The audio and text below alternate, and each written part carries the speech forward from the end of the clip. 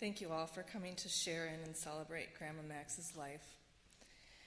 I'm quite certain that seeing you all, she would be overflowing with smiles and greeting each and every one of you with her big hug. She loved life.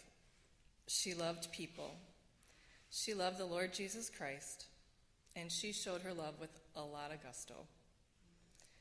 I think my great-grandparents, Harry and Bertha Jacobson, were onto something when they named her Maxine.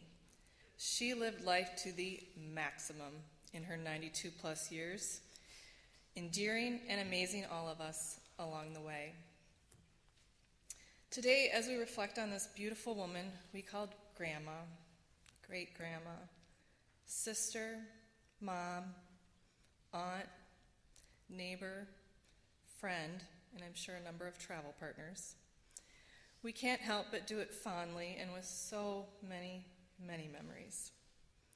God gave her a very special soul, and she willingly shared it with all who crossed her path.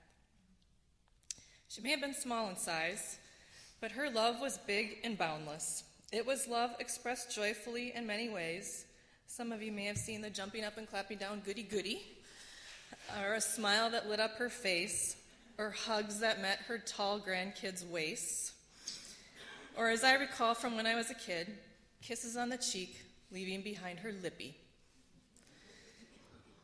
Her love showed through preparing favorite foods for everyone: ham loaf for Justy, cinnamon crimp bread for Maddie, coffee cake for Marie, scotcheroos for Jake, and, of course, lefse for all. Another way she shared affection was to add an Y or IE suffix to almost every offspring's name if she possibly could. Linny, Tommy, Pammy, Kimmy, Maddie, Justy, Benny, Piersy. If she could, she'd do it, and we loved it. She was a constant, reliable, dependable, and strong presence. She took nothing for granted. Consequently, she was always prepared and ready.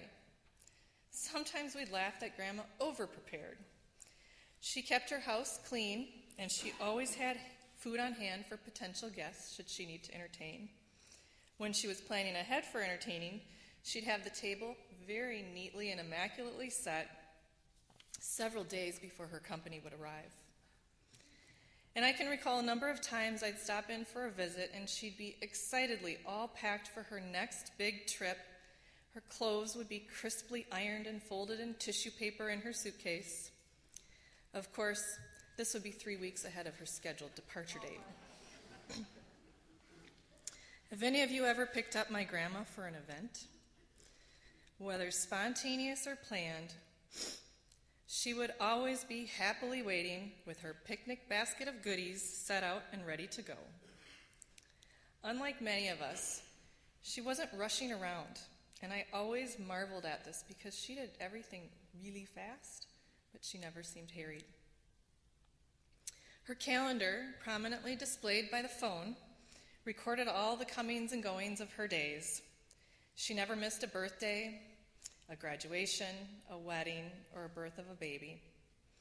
She was especially proud that she made it to every grandchild's high school graduation and that she was a very special part of weddings.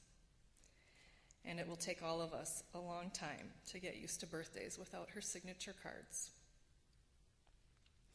Beyond family events, we know that she didn't miss much of anything, from her worldly travels to community events like band concerts, bridge clubs, Bible studies, book clubs. I'm not sure if she ever declined an invitation. She'd exclaim, "Oh, sure, you gotta do it." And then off with her contagious enthusiasm, she'd hustle around and prepare with her finest fashion sense for the event. I think my grandma's preparedness freed her up to live life by her motto. Don't sing about yesterday. Yesterday's gone. Tomorrow isn't written. Make today your song. You see, there was never a little bit of Max. When she showed up, you got someone who lived life and loved it, and the people she shared it with, to the max. With that, I'll I'll leave you with a little summation and dedication. Living life to the max, or as the grandkids wrote on her Easter egg, G-Max. How does one imagine life without your constant presence? You were never there a little bit. You gave everything your max.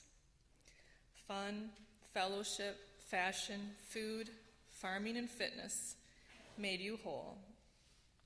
You gave willingly and wholeheartedly your laughter, tears, hugs, and prayers to all your family and friends. Love, kindness, and faith you emulated. As her final days neared, she felt comfort in knowing that she had diligently prepared her whole life for her journey to God in heaven.